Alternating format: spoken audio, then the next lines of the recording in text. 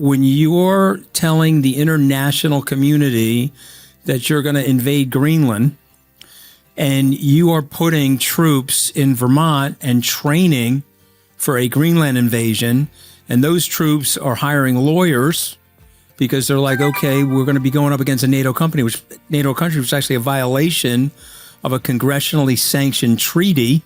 And they're now talking to lawyers. So if the president tells me to go attack Greenland and we're allies with Greenland, what do I do?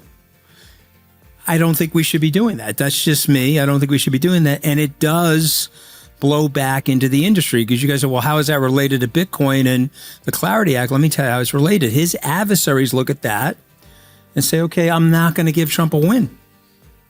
Okay, look at what he's doing in Greenland, or look at how he's doing this. And so I'm going to vote against or stall the Clarity Act.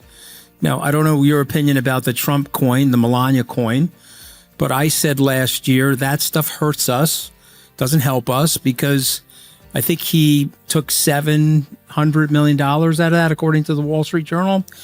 And I think people look at that and say, okay, probably shouldn't be doing that as the president of the United States. And so guess what they did? They put all these bells and whistles in the Clarity Act to prevent that, right? And that slowed down the act.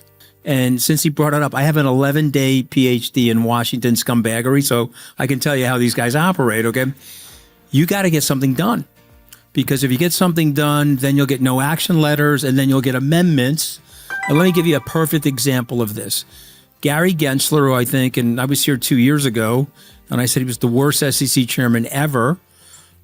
He blocked the Bitcoin Cash ETF, lost the lawsuit, and then he did something that he had the power to do. He made it impossible to put your Bitcoin into the ETF. And then if you were going to take profits, you had to take cash out of it. You couldn't get your Bitcoin out of it and have a non-taxable event. That was absolutely ridiculous, but he did that despite the industry because he was anti this industry. But let me say something. We got the ETF done. And so what did Paul Atkins do? He went back in there and he put the amendments on it to allow for that. We now have a staking Solana ETF, a staking Ethereum ETF. You've got to start with Washington and just get something done.